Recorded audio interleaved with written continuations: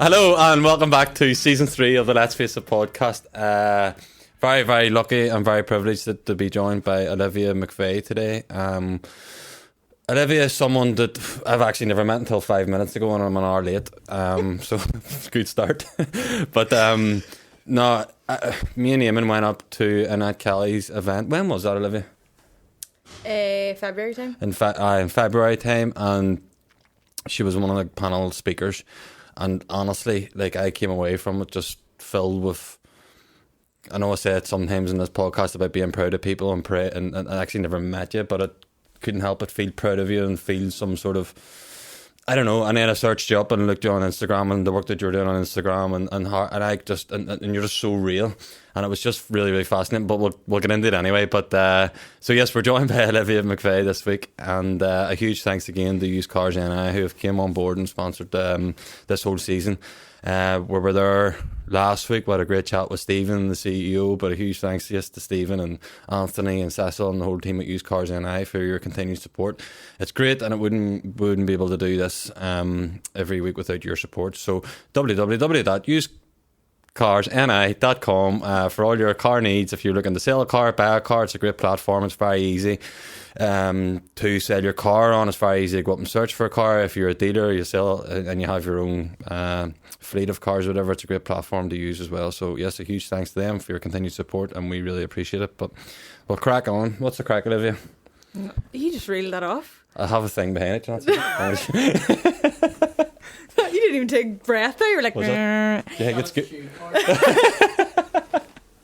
The wee monitor thing. Do you think I'm getting better at it every week? I think That was really good, yeah. Impressive. Yeah. Cheers. I say too many likes. I'd be like, yeah, like cars, like you know, like. What? Do you like cars? What? Do you like cars? Yeah. I don't mind them. They're good, useful, practical tools. Yeah, true. But no, here, just whenever I was saying there about whenever I was introducing you there, like I meant every word, and I think even after sending you a message that night and stuff, and I was just like, do you know what? Like, it was just so powerful. And then speaking with Annette and you know, being back and forward with her about different things, and then talking about you and just like how real you are and how much you come across on, I suppose, Instagram. And like, we live in a world with influencers, and what is an influencer? Are they really being influential in the right way? And we'll get into all that as we're going on. But I start off all my podcasts, and I feel like I'm spending too much time with your own people now, because it seems to be everywhere. We're the best people, I don't know, but anyway, it's for another day. But I start off all my podcasts sort of who you are, where you came from, who you came from. Who you are, where you come from. And what life was like for you, I suppose, growing up. So I'm from English. Don't know where that is now. Yeah. No, you don't, do you? I do. My granddad was from Pomeroy, so I came from Tyrone now. Yeah. So I'm from Tyrone, and I'm a makeup artist. Okay. By trade. I always say by trade, like as if I'm a fucking like electrician or something. But makeup was my job before I get into Instagram. So makeup is like what I started doing Instagram with, and then eventually Instagram became my full-time job. So, which is like so weird. It's just a weird thing to understand, especially like I come from a really small place and like a really small town, and like there's like when I was in school, it was like you either became a teacher, a lawyer, or like you just went to uni and did something. So I went to uni and did CMPR in Georgetown, which is Communication Management and Public Relations. Okay. Sorry, like I don't even know what it really means, but anyway, did that, finished it, and when I was in my first year, I was like, this just isn't for me. Like, you know, when in uni, and they'd be like, so these are the jobs you can get, and they were all like office-based jobs, and I was just like, I don't actually think I want to do that. So I started doing makeup when I was like 18. I had no training. I just taught myself. Like, I just winged it, and like hoodwinked people into coming to me. And at the start it wasn't too good, obviously, but you have to start from somewhere, and just built it up through that, and then finished my degree. I was working different things, and then went full-time doing makeup after that, and then lockdown happened, and I kind of was like, oh my god, like I was looking on Indeed for jobs and all. I was like, I'm not going to be a makeup artist anymore, like what are we going to do? And that's when I started doing Instagram, and I kind of just went from there. Just took a world of its own, really, did it? Yeah, it did. And what does that look like? Like because I've no real interest in that, to be honest. Yeah, like yeah. in terms of like following, and then Dad always says it. Like it's not about the following. What you say? I don't know. Put this right.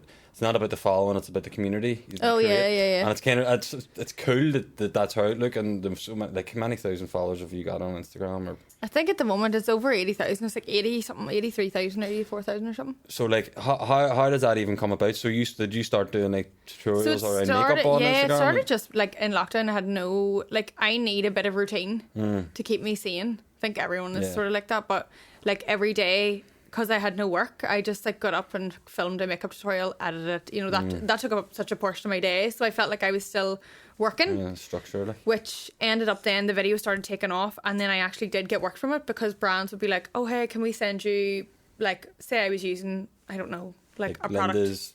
Yeah, like I was using Iconic Bronze anyway, and she was like, right, well, we'll pay you like a monthly thing if you like just use your products as like. But how many thousand followers do you have at this stage?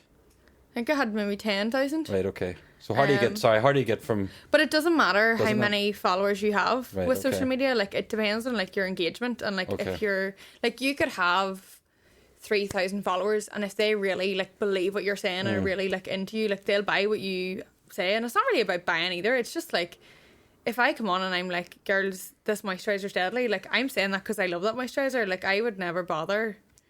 Like, I don't have the energy to come on and be like, I love this moisturizer, but it's actually like Shit. dung, you know. Yeah. So So you still have to have some you sort have of to be morals. authentic, you know. But But do you think... I'm not going to start like a ding dong between influencers here. But do you Yeah. think that there's an awful lot of that authenticity missing within yeah, Instagram definitely, and people especially putting themselves with out? see like lockdown, especially because like a lot of businesses didn't have, like, you couldn't go into shops, you couldn't go into, it was all online. Like they focused on influencers kind of selling their products, so it became such a big thing, and still is a big thing, especially with TikTok and all stuff now. Like people just could promote anything, and it's hard to differentiate if someone's being authentic or not. But I think like there's people that I follow that I trust, and I'm like, yeah, I really love, like, and you can tell, like, sometimes I look at someone, I'm like, I love her makeup, and that's why I would buy that, you know. So yeah, I think it's all kind of just being yourself, Yeah. you know. And so the more and more you do this, the more and more sort of follow this, and this is only a couple of years ago, really. Like, you know. Yeah, and so the more it and more, started off just all makeup. That was all I was Okay. doing. And then I started losing my hair when I was 17. And that was like that never entered my head to ever talk about that on Instagram. That was just like a thing to me. But like never thought that it was going to be like an open thing. So my family and my close friends knew, but like a lot of my actual like wider circle of friends didn't even know that I had hair loss. So How did that all come about then at 17? So I was in school. My hair started coming out, but it was more like hair loss, hair thinning. So my hair thinned. Okay. Didn't think much of it. Like that's normal enough for a lot of women, and a lot of men obviously too. And then I got extensions like put into my hair because I was just like, oh, it's just thin. Like, you know, I'll just get extensions. That was fine. Had that for a couple of years, and then I started noticing like I started losing hair here. So I was like, well, that's a bit random, bit odd. Went to the doctors, they didn't care. So that's another story. But I think I was wearing full head of extensions, like a lot of extensions. And then lockdown came, couldn't go to the hairdressers, and I had to take it out. And I think that's when I actually realised, like, I was going bald. Like, I don't think it ever actually occurred to me, like, I was going bald until that actually happened. So I was hiding behind, like, extensions and stuff. And then... How did that make you feel?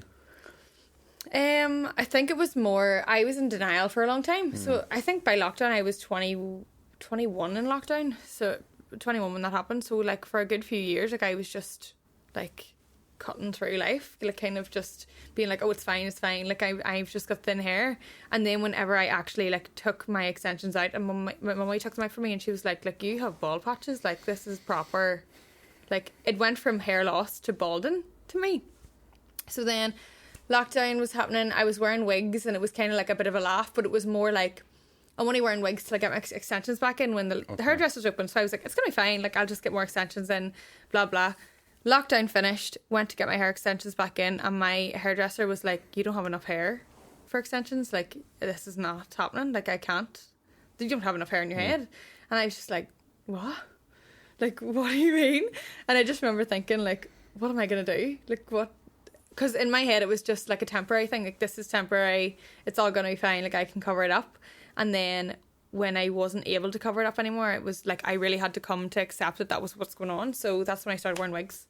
So I've been wearing wigs now, when was that? 2020, 2 years or 2.5 years maybe? Would that be about right? I'm like, lockdown was not a real thing to me. I'm like, when was that? So do you go back into the doctors then at this stage, and are you diagnosed with my doctors? I'm not going to come on here and like bash GPs or anything, like whatever. But my doctors just like didn't. One of my doctors in particular just said to me, "Sure, your wigs are lovely."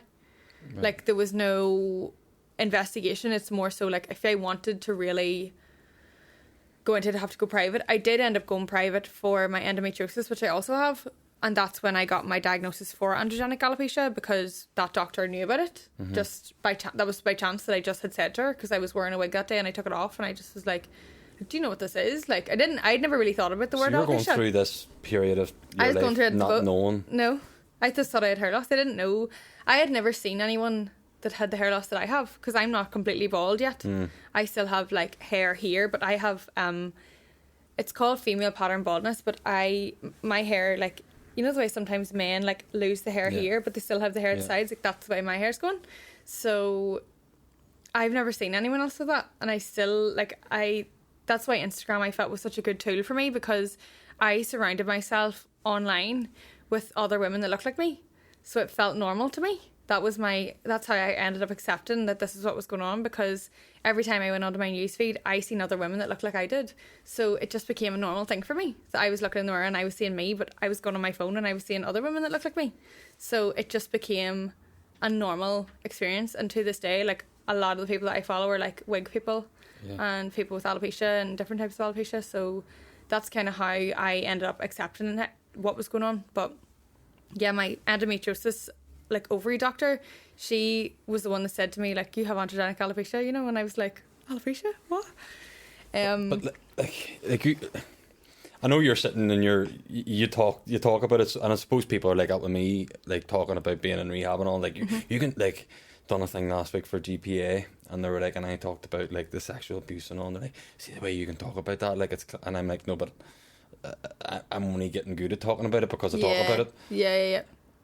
And I can just think, like, you're from Mcveigh, like, which is a rural sort of community. Grew up with probably looking at the same faces your whole life. As a 21-year-old, you know, you're probably, I don't know, I can just think as a young girl, and I'm not, like, you grow up and you want to be like a princess or whatever, and you want to be this beautiful girl. And listen, this is probably uncomfortable for me to talk to a girl about it. Do you know what I mean? No, not at all. So bear with me, like, true. but I just think that, and then you're sitting at 21 years of age, and there's probably no one in your circles that has experienced something like this. Would that be fair? Like, how did that make you feel mentally? Like, the only people that I knew that had the same type of hair loss as me is like people's dads. Yeah. Like, I felt like a pure dad. Like, but at 21, whenever you're thinking, like, obviously there's things like boys are coming in. I struggled, I think, the most with how my life was going to look like. Yes. Like, for me, I had to get my head around, like, you know, like, I'll wear a wig on my wedding day. Like, I'll wear a wig when I'm really old. Like, I could be in a nursing home wearing a wig. Like, I'll be wearing a wig forever now. So that was, like, hard. It wasn't hard. I think it was just more of, it was a change, and it was something that I had to deal with, you know. And like, especially like, my daddy is he's a lorry driver and a farmer. Like, he's a proper like country man, and like, I wear a different colour wig every day. So for this man to actually just like, he's like, what? Like, what is actually going on? So it was a big change for like the likes of my family and stuff as well. But even like the likes of the first time I ever went into like a local enough like pub wearing a wig, I just remember thinking, everyone is looking at me, and they weren't. Because no one actually gives a fuck. Like, I don't care about what anyone else is wearing. So like, I knew that they weren't caring about me. But because I was doing Instagram at the time, I was like, I can't hide this. Like, it wasn't anything that I wanted to hide, so to speak. I just didn't really realise that it was something that I had to be open about until it happened, if you know what I mean. So whenever it did happen, I just was like, so I've like lost my hair and I'm gonna have to wear wigs now. So that's another part of this journey. And I think that definitely helped with, like, I think a large chunk of my followers now are people that wear wigs, and that's kind of like, I think with my like wee community that I have on Instagram, there's like the endo people, and then the wig people, and then the makeup people, and then, do you know, there's like loads of different wee pockets, so my content is kind of all over the place, I suppose. But yeah, I think I see alopecia out of the conditions that I have. I think it's been the biggest blessing to me. Like, I'm like, it's weird to say, but I'm thankful that it happened to me, because it just made me like love who I am, because I really had to accept that this is me. Like, and when you don't, your hair is such a comfort blanket. Well, it was to me anyway. It was such a big comfort blanket to me, and when you don't have it anymore, like, you have to just accept your raw self, because like, that's it, you know.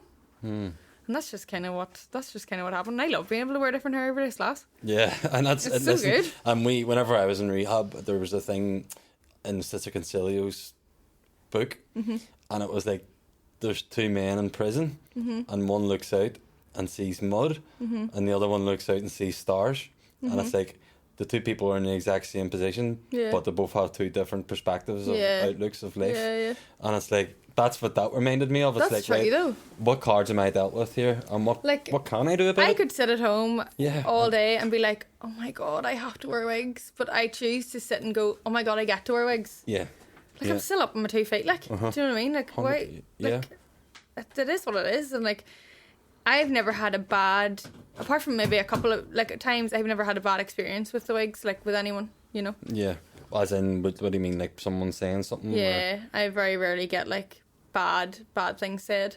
I think that's one of the things, especially people message me, they're like, I'm scared what people would say, and I'm like I think it's very rare that people say anything to me. Like, probably more of a respect thing. Yeah, like nobody ever really mentions it. But I think too, because I am so open about it, it's not like gossip to people. Because you're owning it. Do you know, like, whenever I went out and I was wearing the wigs, because I was talking about it, it wasn't like, oh my god, she's wearing a wig. Because it was like, oh yeah, but she said that on her Instagram, so who cares? Yeah, exactly. Do you know? So 100%. And I think even like, we'll talk about the other stuff in a second, but see, even like that, I mentioned there about influencers. Are they influencing? I don't know, but what you're doing there is creating an environment and a safe space for people. But like what we're trying to do here with people with drugs and stuff, like, and like, I can only imagine if I was a girl and I was in that position, that I would get I got so much warmth from you anyway, and obviously, you know, I'll never have them like face them issues that you've had, and I think that the world needs more people like you in terms of what you're doing, like in terms of like the feedback then that you get with what you're doing regarding, like, I'm sure there's people messaging you daily, is there, like you have helped me in terms of confidence and self-worth. And I volunteer for a charity called Look Good Feel Better, which is like a cancer charity, and you go in and like do makeup, and you talk to them about like doing your makeup, and whenever you get cancer your skin changes, and obviously you lose your hair and all, so I do a wee bit at the end about wigs and stuff, and like the shock on their faces when I always be like, and I wear a wig by the way, they're always like, what? Like,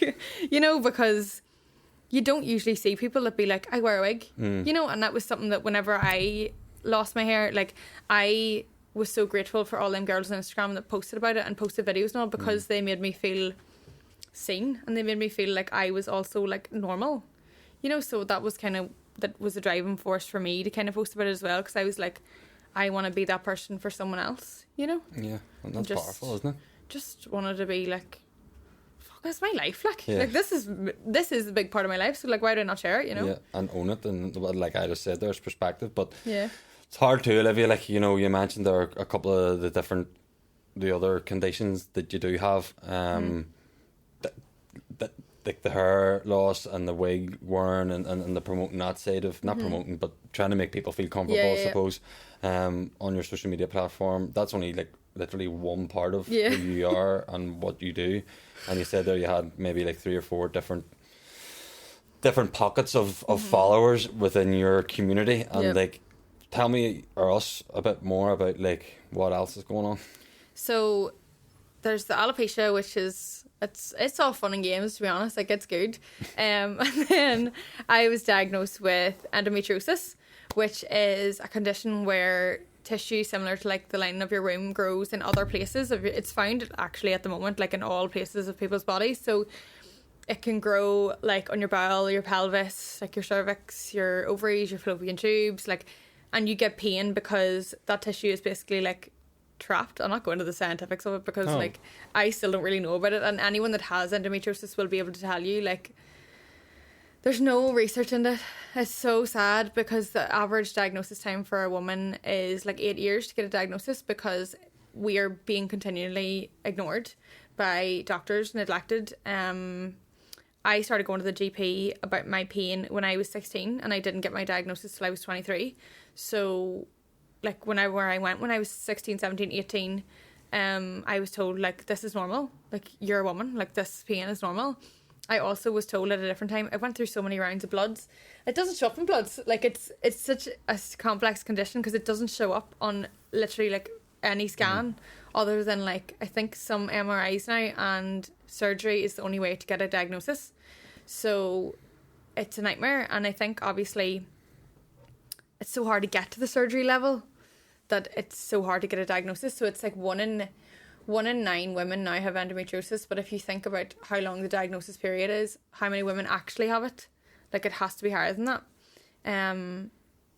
But I started going to the doctors. They didn't want to know. At one point my GP told me that I was making it all up in my head, like this was just like I thought that this was happening, and they tried to prescribe me like anxiety medication and stuff, which just makes you feel so. And I was really young as well. I think I was like 17 or 18. I'd been to A&E about my pain and all, and I just remember thinking like, am I actually making this up?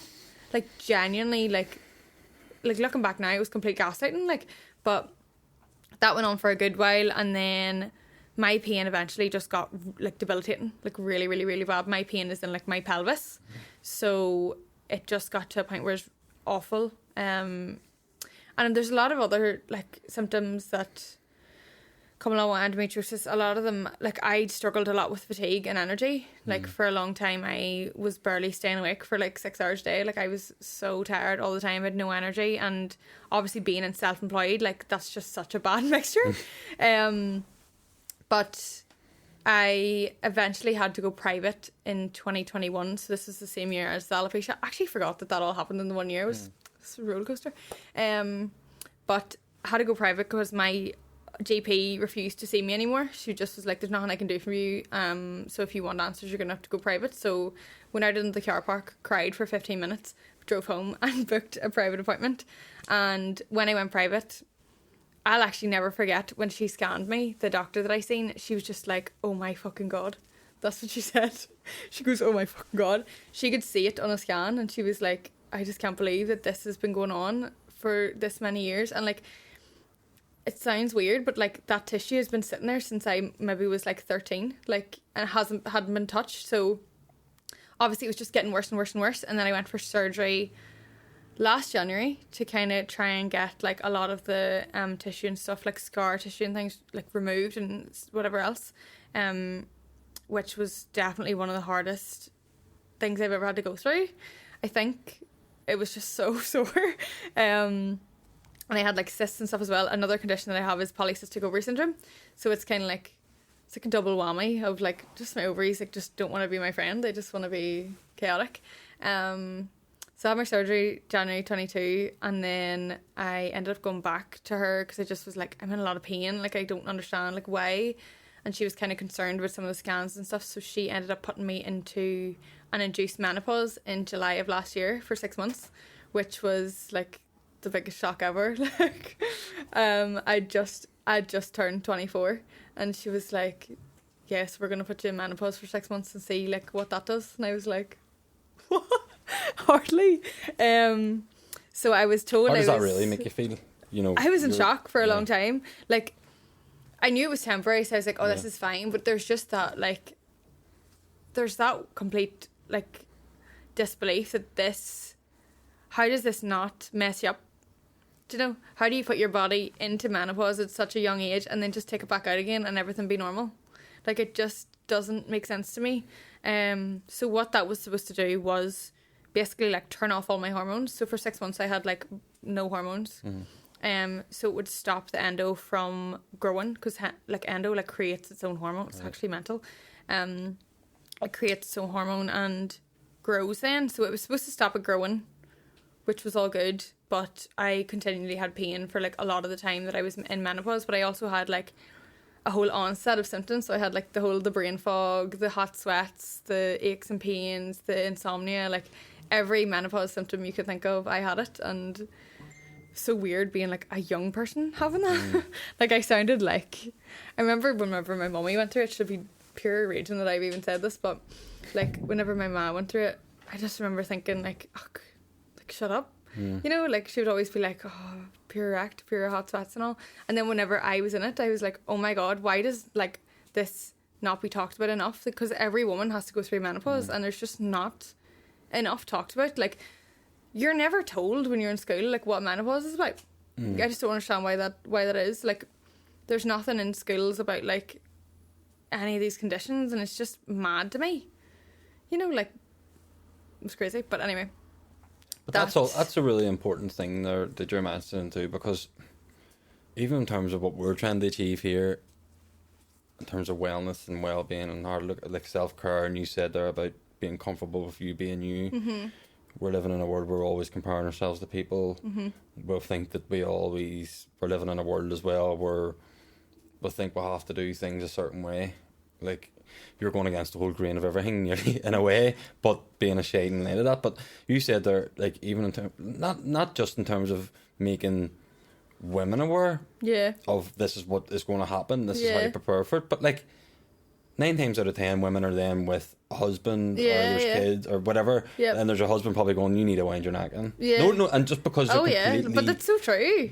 Just like, don't know or haven't a clue, like and back to maybe you as a 16-year-old, like the doctor saying like, I think this is all in your head. Like how ignorant is that? I don't like that. It's is really ignorant, crazy. And then I actually had to go back to my GP to get, so I was injected every month to keep me in menopause with like an injection, which was awful. But how old are you? This is just I'll be 25 next month. No, but how old are you when this is happening? 24. This is only last July. So my issue with the whole endometriosis thing, other than the fact that I have it and I hate it, is that the treatment is so intense. So the injections that I was on is actually prostate cancer medication, which is, I just think is crazy. Like that is the medication. That is your options. Your options are surgery to try and get it removed. I know loads of women that have had like 7, 8 surgeries, which is crazy because endo just is chronic. It keeps coming back. Menopause or a hysterectomy is like what they give you. Like it's a nightmare. So there's just no like, there's no long-term plan. Like there's no, it's just very like they try. I think I felt as well with my doctors, they kind of keep you at bay. It's anything to keep you at bay. Like they could, the last time I was in there, my doctor was trying to put me on like another form of contraception as well as the one I'm already on. So I'm like, how is that normal for your body? Like it's just pumping stuff into your body that it should not be there. So yeah, with the injections every month, I actually had to go back to my GP so she could give me them. And I was just kind of like, you told me I was making this all up. And now I'm in menopause at the age of 24. Like, LOL. But it's not really LOL when you really get down into it. Like, I'm sure there's been some nights, Olivia, like when you're away from Instagram and away from being, you talk about authenticity, and that's probably one of my core values, is being authentic. And I think that away from it, you're on your own. Maybe some nights, you mentioned they're coming out of the doctors and crying in the car park for 15 minutes. It's surely some long, lonely nights too. Like, there's so many, like, and I'm not a crier, but like the key points in my life that I ever remember like hysterically crying has been about doctors and doctor's appointments and like this condition. Like it just, I nearly feel as though the mental struggle with endo is just as bad as the physical struggle. And don't get me wrong, like the physical side of having endometriosis is diabolical. Like there was times last year that I was walking with a stick. Like it is awful, and it affects everyone so differently. So it's so hard to really talk about it. I never really talk about my symptoms on my Instagram or anything because I don't want to like not influence anyone. I think sometimes when you see a lot of the symptoms are the same as other conditions, if you know what I mean. Like there's a lot of crossover. So I found I just didn't want to, I don't know, everyone's symptoms are so different, so I didn't really see the point in me telling about my symptoms. Because it'll alarm someone, or I didn't want to scare anybody, but also, like, I just think, what is it to anybody? You know, like, I talk a lot about my condition, but because all the symptoms with endo are so different, is there a big point in talking about, I'll talk about the general, but, you know, there's a lot of symptoms that people have, and they're really common for endo that I don't have. Okay. And then there's other ones that are really rare that I do have. You know, the ones that, you see, I always say, like, to my friends and family, like, do you know when you get, like, medication at the very bottom, it's like rare possibilities? That's me.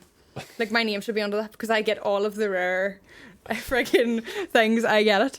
But, like, yeah, it's the mental part of it is really difficult. And I know a lot of other women struggle with, one of the main symptoms of endometriosis is infertility. So a lot of women struggle with that, and it's just the unknown, I think. Like, it is the unknown, and it's being told, like, the last doctor's appointment I had an appointment there in May, and she basically just turned around to me and she was like, "We don't know." Like I just think for other chronic illnesses, like the likes of like asthma, diabetes, like other chronic illnesses, there's a plan. You know, this is what we're going to do next. For endometriosis, like there's not. There's just like, it's really trial and error. Like we'll see what we can do. Like we might send you for surgery. We might just send me to see some other boy, and it's like a 22-month wait to see him or something. And I'm just like, you know, you're stuck in limbo for a lot of the time, and you're constantly. I feel as though when I go to doctor's appointments, I'm nearly hyping myself up because I have to fight to be heard all the time. Like I have to come in and be like I have a list on my phone, like at all times of my symptoms, so I can be like, so this is what happened to me, da da da da. Because otherwise they're like, it's, you know, you don't sound too bad, you don't look too bad, and that's the struggle. I think it's really like having to fight for yourself, like. And I think that's very common in women's health. I don't think I'm alone in saying that. I think that women's health is neglected in a lot of cases. Especially endo, it's so hard to... I feel like it must be very hard to understand, and it's a complex condition. So, yes, bit of a nightmare. It sounds it like... And it's... I don't know. It's nearly... And that's why I asked you about the mental side of it. And surely there is some like lonely nights and some... like... Because you can't help but think about the bottom of the medicine bottle and be like, why me? Like, hold on a minute, it's bad enough. And that, if it was me, it's bad enough not having to look after this side of it with my hair and look after that and trying to be comfortable in my own skin with that. And then I have to deal with this. And then not knowing what my future looks like in terms of like meeting someone, or am I able to maybe have kids? Am I not able to have kids? Like, well, I'm sure. I think with the mental side as well, I always thought that there's a reason that I have this.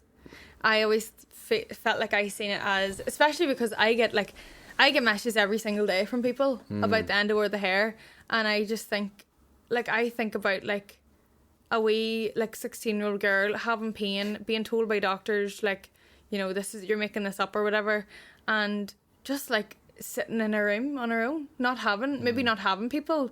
Like, I feel like Olivia, like I'm lucky that I have this community. Like when I post like, oh my god girls, like I'm in a lot of pain today, someone will fire back, try this, try that. You know, you have a community there, and like anytime I post like, oh girls, like this has happened, like there's people being like, oh, like thinking about you and all, like random people, and you're just like, people are so good. Like I really appreciate anyone that like takes the time out of their day to actually message me and say that, because it is lonely, but that's why I just don't think like, oh, I really have it bad, because I don't. Do you know? No, I do, and it is about perspective, isn't it? And for you to show that, I don't know, is it resilience? Probably. You know, like to be able to be like, do you know what? Let's step out of this, look back in. There's people who are probably worse off than me. How can I make a difference in terms of the impact I can make? But like, even in terms of like, and I'm sure you've thought about it, I've thought about it a lot in terms of my side of it. Like, how can I do more in terms of more awareness? Obviously, you're doing a lot, but like, if I never went to Oma that night, I never would have knew that existed. To be honest, totally honest, and probably.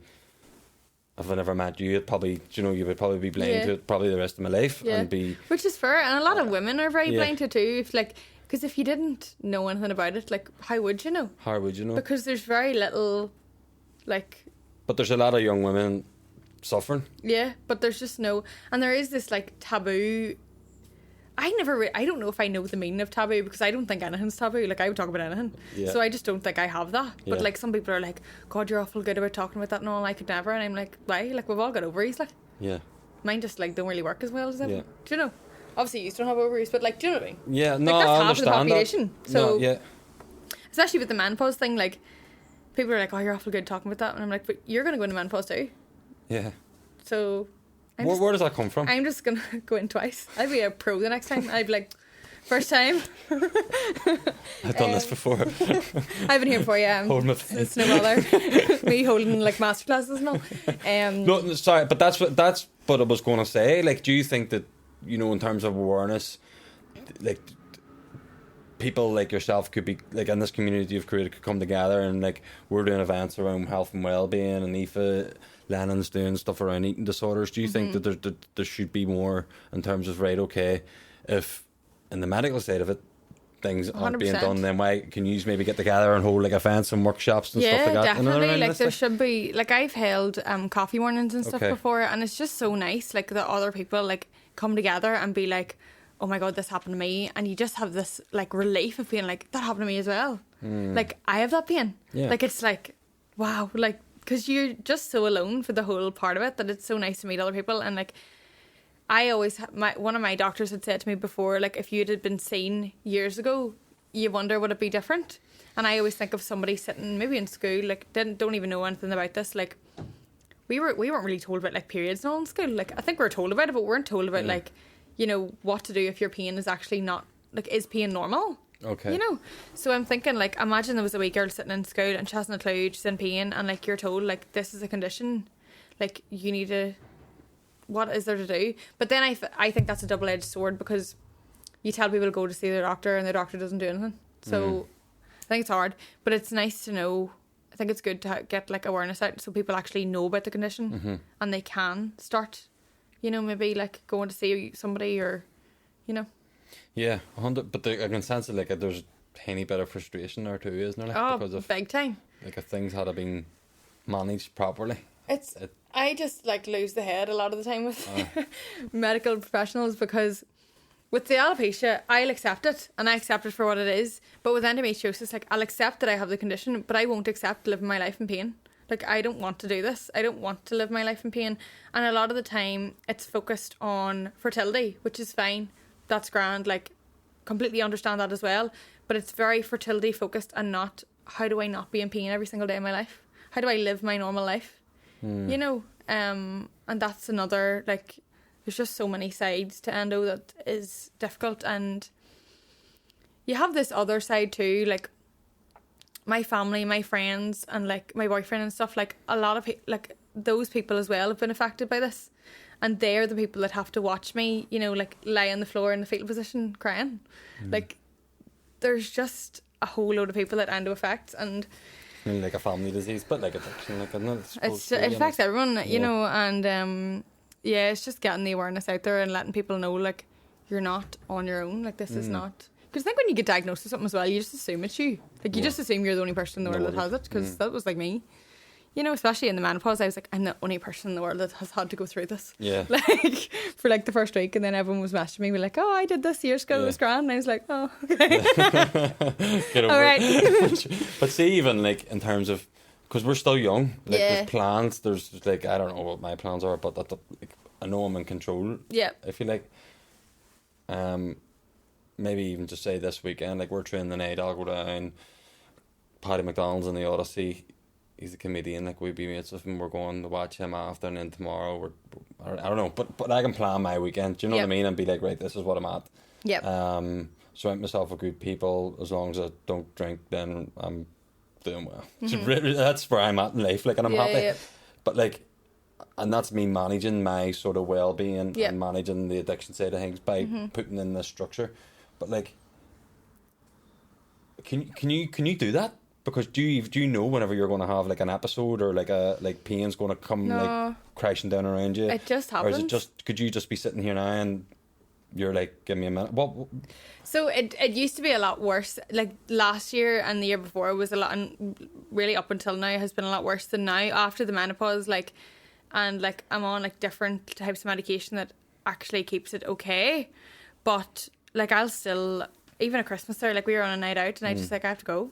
Yeah. Like I could feel it starting, and I was like I just had to leave. But I also like I went off alcohol last year just because every time I drank it I would get pains. Okay. And I went off like caffeine and stuff as well. Every time I drank like caffeine I would have pains, and you're like, then your doctor be like, well, you should try going off red meat and you should try going off this, and I'm like, I don't want to take every like morsel of happiness out of my life. Like what? They're like, don't eat dairy, and I'm like, no, that's too far.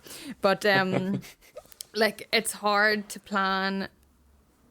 Like if we go on holidays for a week, I'm like, oh, like what's this going? We went on a cruise last like in September for 12 days, and I think I had like 3 of the days I had really bad really bad pains, you know, and it's awful. It's really, and then you feel bad for everyone else that's with you, because you're like, I don't want to make the girls feel like fuck, they have to go too, you know, or like you don't want people being like, oh, you alright, you know, like I hate when people be like, you alright. Even though I'm like, no. But yeah, you don't like being a burden, but you just don't know.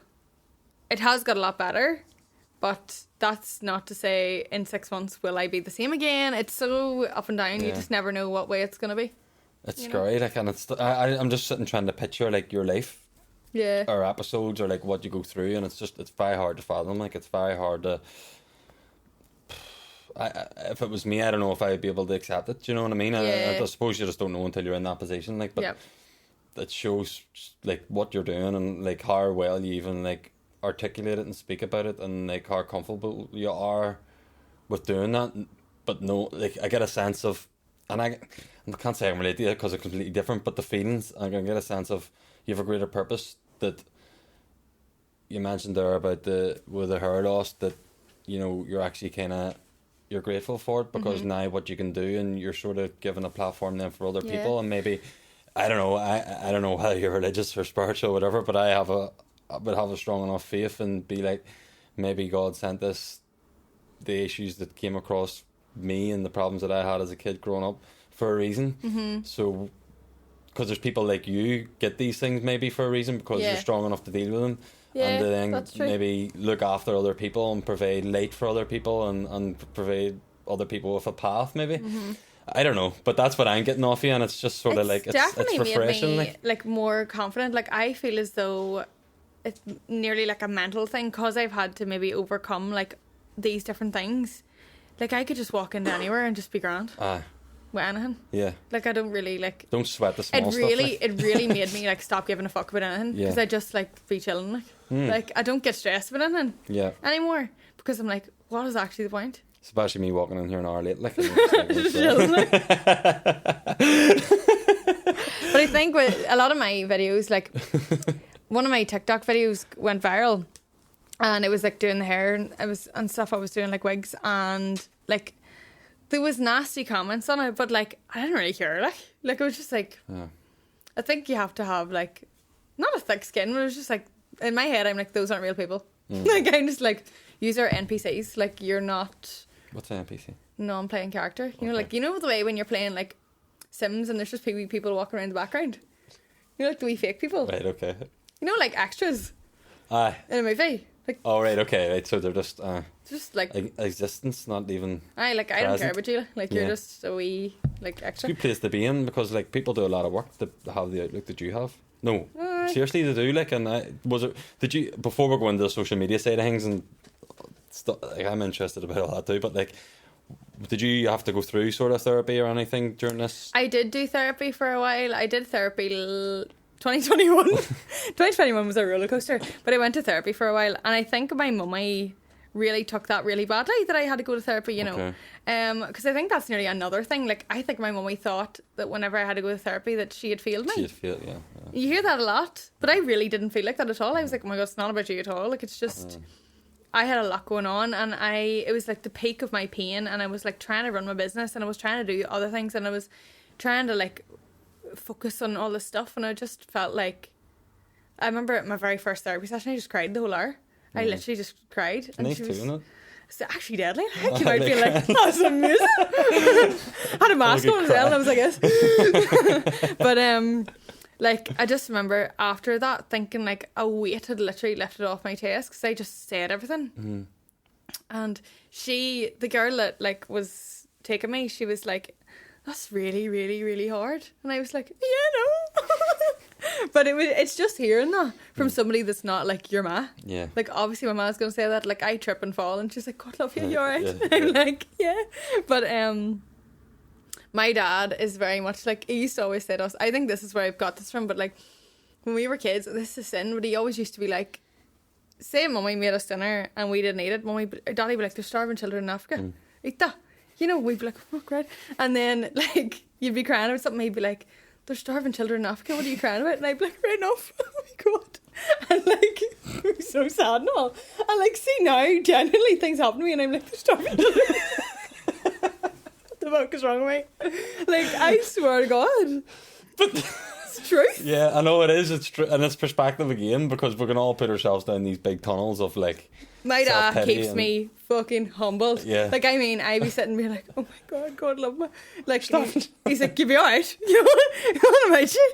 Like. Yeah. But that's important too, to have that in your life, isn't it? And have them people who are rocks, I suppose, and good. Well, he learned the word ovaries this year. So he actually uses that word now. Oh. So whenever this all started, I heard him telling the boy that he works with that I had stomach problems. He's like, Olivia has stomach problems. Like, I was like, Daddy, you can say the word ovaries. And he was like, no, not be telling him that. But he got onto it now, so he understands it, so that's good. But it's growth, like. It is growth, and it's good. It's a good awareness for someone, even for that, and for him, and for me too, and for other, like, maybe a lot of sports people maybe watch this too, like, and listen to it on Spotify, and you're like, it's good to make people aware of these uncomfortable things that we don't like talking about. It's normalising it, like. Not exactly. It's so and trying to get rid especially of that. Especially, I think, with the hair. Like, there's a lot of men that have like the wigs now too, and they're unreal. Like, they're class. Have you seen them before? And I've I know a few of my mates have went to Turkey right enough. Like, there's ones you can get, and they're just like glue on like pieces, and they're deadly for men, right? And I just think, like, why is this not normalised? Like, I always see it on TikTok and stuff, and I'm like, I think, like. I just always think, like, girls wear extensions. What's the difference in extensions and wigs? Really? Like, nothing. You know? Like, it's all just lipstick and lashes. Like, it's all fun and games, you know? So, yeah, that's kind of, it's just normalising and creating conversations around those topics, you know? And it's fair play to you, like, honestly, fair play to you. It takes some cojones to be able to say, do you know what? This is me and I accept me for who I am. And then you've obviously, and we touched on it at the start there about this social media thing and the influencer thing, and like half of your income or half of your time a week is spent being an Instagrammer? Yeah. And like that just sounds mad. Which is so weird, like. It's especially again from being from this rural place. Oh, aye. You know, what do? You know, I sit on my phone and take videos and stuff like that. What, like, see like endorsements and whatever. Tell me a wee bit more about what you're doing. So the only people that I work with is people that I have originally promoted, like, my own self. Right. So, like, say, let me think of it. So I work with a brand called Olivia, which is just like hair extensions. Okay. So they do like ponytails and like wigs and all. But like, I would have been posting about them because I was wearing them anyway. So before I even worked with them, like, I would have been posting being like, oh, my ponytail is Lulabelle's or my wig's from Lulabelle's. And then they contacted me and they're like, would you like want to work with us? Like, we could work with you more and like more on a specific basis. So what does that mean? What does that mean? So that means that they get like consistent content from you every single month. So like, I'll do like a video specifically of just Lulabelle's products a month. One? Yeah. Well, it could be whatever. It depends on like what they want. So like, say for them, like, you'll do one. So I'll do just like a video of me, like, for me it's easy because I don't do it like unnaturally. Like, I'm wearing the wig anyway, so I just video myself putting it on. Do you know? Like, if I'm just wearing it for, like, say, like, I didn't do any videos today because I'm lazy. But say if I was coming here today and this is their wig, like, I was going to wear it anyway, so I just video it and post it. And that's my content for them. You know? Sometimes they'll be like, oh, like, they'll want specifics. So sometimes they'll be like, we're sending you out this ponytail, would really like this kind of look, like could you be able to do that? And you'd be like, yeah, that's grand, and you would create like that kind of content for them. Or So that's one company, yeah, and then they pay you to do that, yeah, like a wage, yeah. and then like how many companies is there did you do this for? I think there's 4.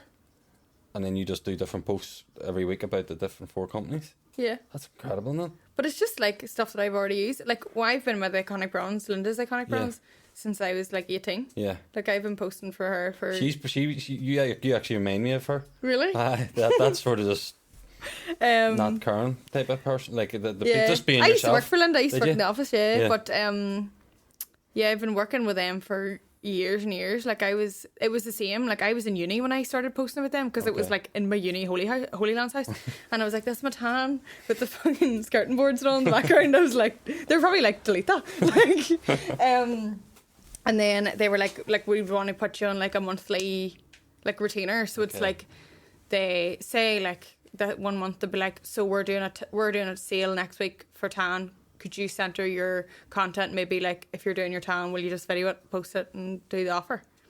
You know. So for me, I don't know what other way people do it, but like for me, it's all very like, it fits around my life. Okay.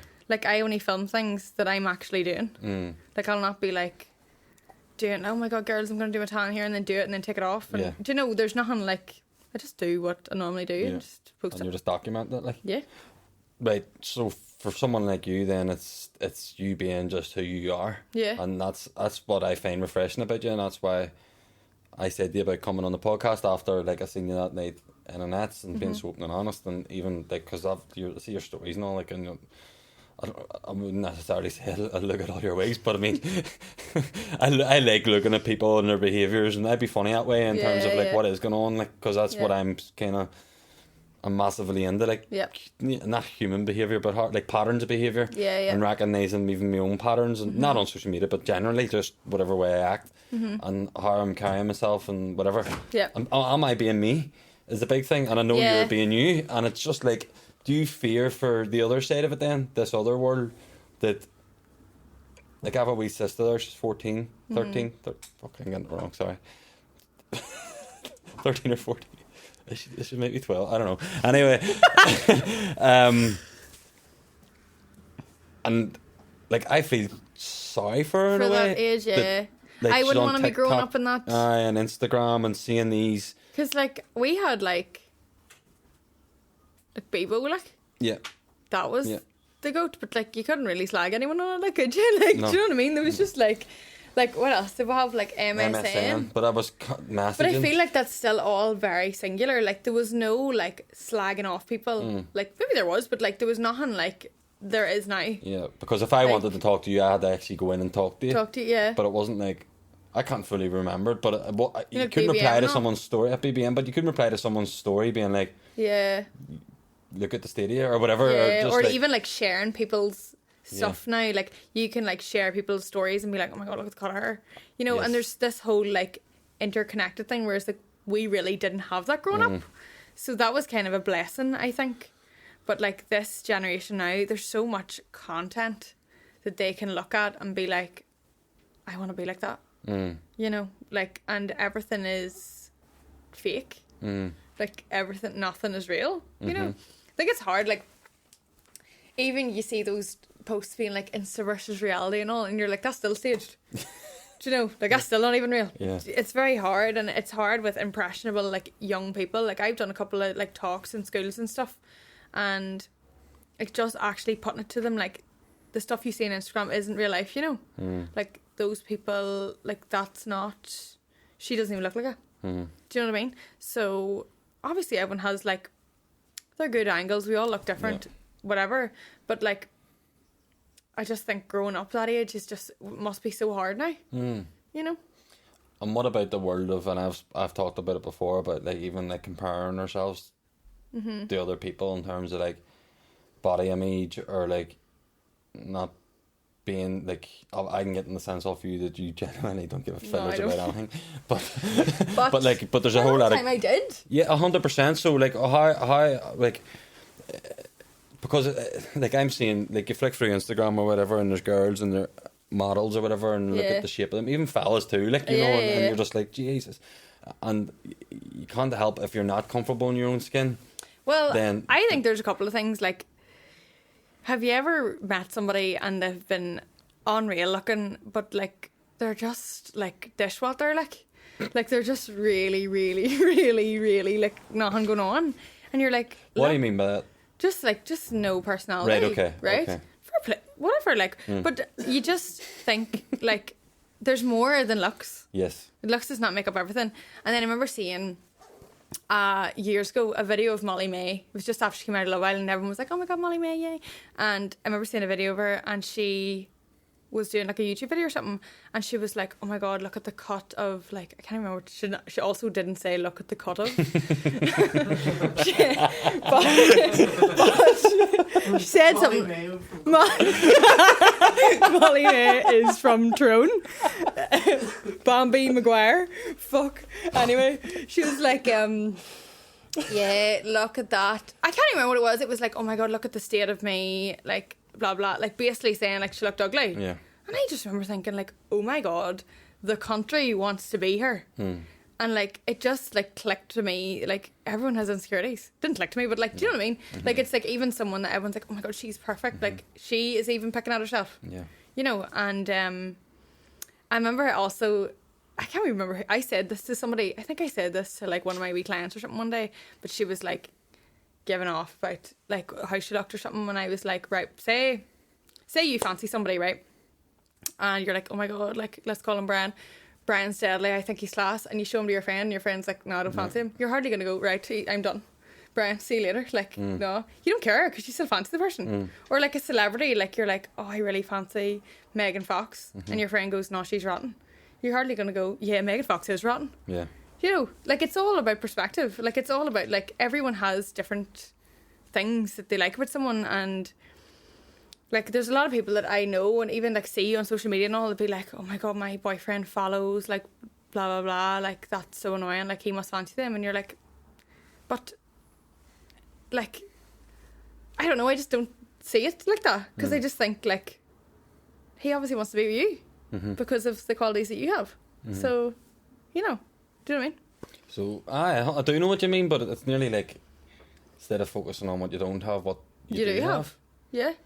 And like I think what helped me was that like I know what I bring to the table.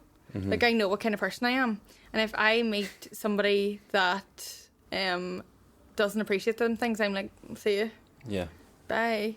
Like, you know, if somebody's like, you're actually really annoying, I'm like, great, well, I'm actually away here. So, do you know, that kind of way? I think it's just being like aware of who you are. Like, I could sit here and be like, I wish I was 6'2", but I'm not going to be 6'2". So why would I care? Oh, I wish I had hair. Not, my hair's not growing back. So I wish my ovaries worked. Right, well, they don't. So, do you know, like, you could sit all day and do that. You could sit all day and say, oh my God, I hate my life, blah, blah, blah, blah. But it's not going to actually help you move forward in any way. So why would you think about that? That being said, it's not easy. 100%. Yeah. That's not easy doing that. And it took me a really long time. Like, it took me going through all the hair loss stuff and all to really be like, I think because when I did lose my hair, I couldn't really compare myself to anyone because I didn't really know what, like, I knew I didn't look like anybody. Do you know? And I knew I looked different. But I just was kind of like, good, like, as long as I'm happy, then why not? Do you know? No, absolutely. And I'm with you. And I think that and you don't really get anything out of comparing yourself to other people. Well, it's just negative energy, isn't it? Yeah. And doubting yourself, self-doubt and all these things that then putting on a perception that you're someone that is completely so far away from who you actually really are as a person, to maybe try to fit into a certain what friend you think group is attractable, or what you think is like fitting in, or like you see a Snapchat story or an Instagram story of a group of people who are out on a night out, a group of girls or a group of boys, whatever, and you're going like, well, why am I not in that? What do I need to do to get into that? Instead of being like, no, I'm comfortable with me, and I have my people, I don't need to. Do you know, there's a lot of that too, like, and there's a lot of, and I just worry, it's just a scary world that we live in, isn't it? Like, and it's just, and I just think it's getting worse, Olivia. Like, I just, it's hard to see how kids don't fall into that trap of comparing themselves and being comfortable in their own skin. Because it's all that they really see. But I think the people that do make content that is more... Like, I've been seeing more recently of people, like, pointing that out. Okay. Like, online and social media and all, and that's good. Brilliant. You know, it's good to actually, for that to come up on, like, your feed or whatever, to see, like, oh, like, you know, like, I've seen different girls be like, this is what I look like posed, and this is what I look like just normal. Mm-hmm. Which is fair enough. Mm-hmm. You know, like there's photos I've seen of myself like posing and I'm like, oh, it's deadly, and then look in the mirror and I'm like, geez, I don't look like that at all. Do you know what I mean? And it happens to us all, but it's to try. I think with social media you have to really like detach yourself, because you have to be like say, I don't know who controls like social media, like I don't know, like let's say for example like the government were like, we're actually just going to take social media away from everyone, like bye, it's gone. Mm-hmm. That's gone. Like that's not real. Mm-hmm. Like it's not real because it's not tangible. It's just a thing. It's just a thing. Yeah. Like the realness is you. Yeah. And like if you didn't have social media, like what do you have? Like what do you bring? You know, what do you have around you? And like when you die, you don't die with your Instagram profile. Like, do you know what I mean? I just think about these things and I'm just like, I want to just be me. Yeah, and it's a part of who you are. Yeah, it's hard though, because whenever I tell, obviously when I do it on social media, people will be like, oh Jesus, like, you know, here she comes, she's going to be like hashtagging away. But like it's just, I see it as a way of me documenting 100% my life. Yeah. You know, and I don't let it change me, and I don't let it get the best of me either. Like this morning I was even reading like through like hateful comments, and like I just like replying bad things back to me, like not really bad things, but like there was a girl just being cheeky and I was like, I hope you get a flat tire today. And like that helped me, like that made me feel better saying that to her. But like, do you know, it doesn't make you feel, you don't have to draw into it. No. You know, because it's just the thing. Like, and do you have any advice for people who do sort of get them sort of comments? Like, it's, as you said there, you alluded to it there a while ago about it's easy just saying that, but it wasn't always like that. Mm-hmm. That's right, yeah. There was bound to be a time there where comments, Olivia, were like, jeez, it's nearly like the end of the world. Like, she thinks but see, still to this day, like, see if I'm having a bad day and I get like a hateful comment, like that'll annoy me. Yeah. Or I'd be like, fuck off. Like, why would you be like that? You know, because I would never do that to anyone else. Yeah. But I think you have to be like, people aren't like me. People aren't like the people that we know. You know, like, if you think to yourself, like, I'm going to comment something really nasty on her photo, like, what is going on with you? Like, you're not okay. Like, do you know, that to me, that's the way I think about it, especially if, like, you're somebody that gets, like, shit from people. I just think it comes from a place of, like, complete sadness, because I would never do that to anyone. I would never even, like, think about it. Yeah. Do you know? 100%. And somewhere along the line, there's insecurities within them and them exactly, people who are like, posting things. You would just never do that. Like. Yeah. No. I think though with the likes of getting to that place where you accept yourself, it is a journey, and like you couldn't. I see people like selling things and being like this, like if you follow like these steps, like I don't think that's really. It's just kind of working. I hated the phrase too. Like whenever I was kind of in like a not a bad place, but just like a place where I was like kind of sad, people would be like, you just need time to work on yourself. And you're like, what does that even mean? Yeah. Like, I never knew what that meant. Mm-hmm. And then when I actually had, like, done it, I was like, oh my God, I actually understand it now. Yeah. Not that I understand it, but I think just, like, taking time for yourself. Yeah. Like, this time 2 years ago, I would have never, like, walked into a coffee shop and just sat on my own. Like, that would have never happened to me. Because I would have been like, oh my God, everyone thinks I'm weird. Yeah. Like, everyone thinks I'm, like... It's mad, isn't it? And, like, they don't. Because I do that all the time now and nobody even looks at me.